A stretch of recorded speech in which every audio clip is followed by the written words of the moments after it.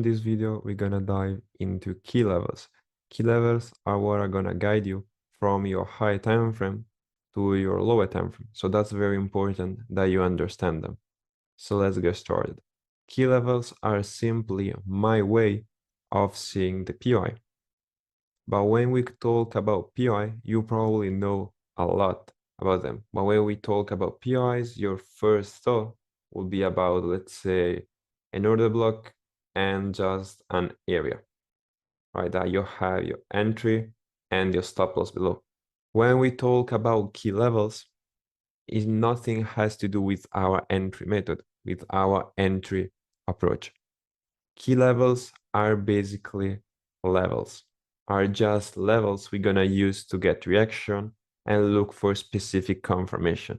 This has nothing to do with your POI by itself. So basically your way of placing your entry above your PI and your stop loss just below, right? In the future, we're gonna see how to tie them up key levels to actual entry models that we're gonna use to place your trade. But now we have to just understand what key levels are and how we can be able to spot them when we move into the chart. And that's very important to make this clear. So let's first get started with the order block. So we have a block right here. And we have in this scenario a bullish order block. Now, to me, a bullish order block, it has nothing to do from the candle itself of the order block. It's not something about the color of the candle. It doesn't matter if it's a bearish or a bullish candle. Because let's say you have a bearish candle right here and you are onto the 15-minute right here. If you move 2 to 3 time frames below or above, you're gonna see the same exact candle in the same exact shape changing color. So in this case, from a bearish candle becoming a bullish candle right here.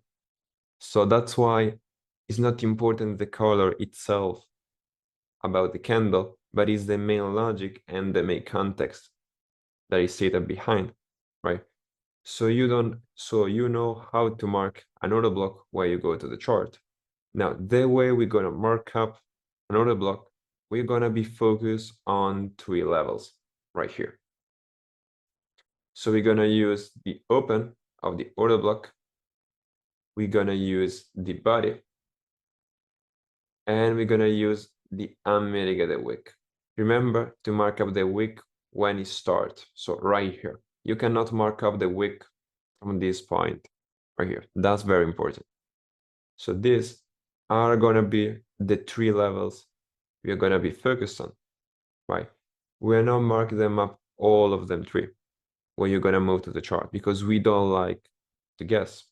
We're gonna select them regardless on where liquidity is at and on which type of range we're inside. For now, remember, it's just important that you don't know which level you can use when you came across an order block, right?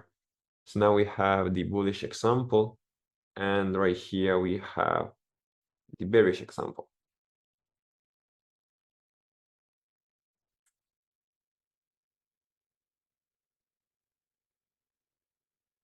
Again, the color of the order block by itself, it doesn't matter. The only thing that matters is the context is placed inside. So in this case, which level we can use? We can use the open of the order block, the body, and also the unmitigated wick. These are the levels that we can use for the price. So then we have the breaker block. So let's say now this order block fails into his context.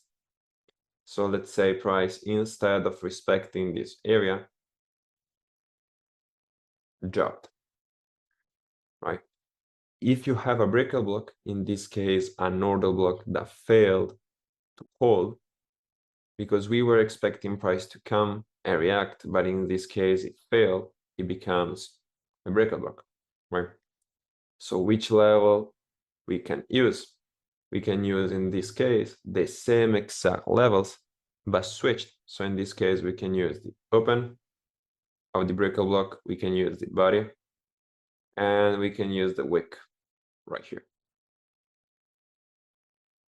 So these are going to be the level we're going to be focused on. Same things for the bearish breaker block. So in this case, price, we were expecting price to drop, but in this case, it moved up. So which level we can expect price to react from? We can expect price reacting from the open of the breaker block, the body, and the wick. Right. Keep that in mind that this will be the way we can identify levels when we came across these PIs.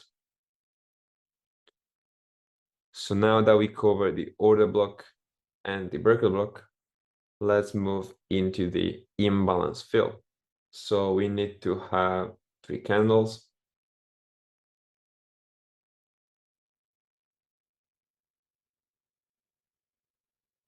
And we need a gap between the first one and the third one. So we need to have something like this, a gap. When it comes to the imbalance fill, we only care about the imbalance being filled. You cannot mark up the body. We only care about the imbalance to get filled. That's very important. But what can happen if you have an order block and also an imbalance fill at the same exact time? Because remember, the market is fractal. So let's say you have an order block right here. You have your bearish push, and you have another candle right here. In this case, the order block is also an imbalance fill. So now you should treat this as an imbalance fill, pause, or as an order block. Well, if it's an imbalance fill, you only care about the imbalance being filled. But if it's in an order block, what will be your first level? That you're gonna take the open of the order block. Same exact level. That's confluence. That's why the strategy is very systematical and objective, because it doesn't matter your POI by itself. It doesn't matter if you see this as an order block. It doesn't matter if you see this an imbalance. You will take the same exact level. That's why it's very objective. But since you have to know that this is not only an imbalance field, and that's also an order block, you have to consider by marking up these levels. Because remember, that's also an order block. So you can mark up your body and your unmitigated wick, even if it's an imbalance field. Now remember, not every imbalance field is going to be an order block, but most of the imbalance field are going to be also order block. So it's normal if you came across these scenarios inside the market, they are completely normal. Now you know also how to approach them. But obviously, if it's just only an imbalance field and is not an order block, you cannot take the body, right? So now we have the hidden base. So we simply need 2 candles exactly like this. Right. We're gonna mark it up from the open, and that will be our first price level. Then we can also use the unmitigated wick below. When it comes to the hidden base, we can use those 2 levels. But again, let's put a little step further between fractals. Let's say if this is an order block. So let's say we have our bullish push right here. We have also another candle right here. Now you have 3 PIs in just one price level, because the first one you're gonna see is the order block right here. So you're gonna take the open or the order block. Then you have the imbalance field because you have 1, 2, and 3. So you have a gap. Which level you're going to take? The fill of the imbalance. So again, same exact price level. But now you also have a hidden base. So which level you're going to take? The same exact one. That's confluence. It doesn't matter which PI you saw. You're going to take the same exact price level. In other words, the same exact key level. You're going to see how simple an objective is already, right? You can't mess up because at the end of the day, it's just a level. It's just a line that is meant to guide you. You don't know already how these levels are gonna guide you, but I'm gonna show you in the next video. The main purpose of this video, as I explained, is just to get familiar with and know how to mark them up. We're gonna move to the chart.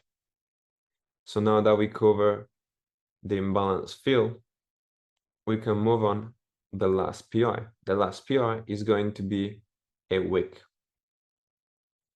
So basically, every unmitigated wick you see into the chart is a PI by itself. So let's say you came across a big block, let's say a rejection block in this case, with a long wick. It doesn't matter if the wick is long or small, right? And you can take where the wick begins, right? Again, if it's an order block, if it's an imbalance field, you can take them because there is a wick, so the wick is a POI. That's not the way we're gonna select them because you're gonna end up to the chart by marking up every single point of interest, every single key levels. So I'm gonna show you exactly how to mark them up because we're gonna have rules to the course and we're gonna tie them up all together. So basically the unmitigated wick is every single wick you're gonna see to the chart. Now just get familiar with, just go to the chart and just try to mark them up, right?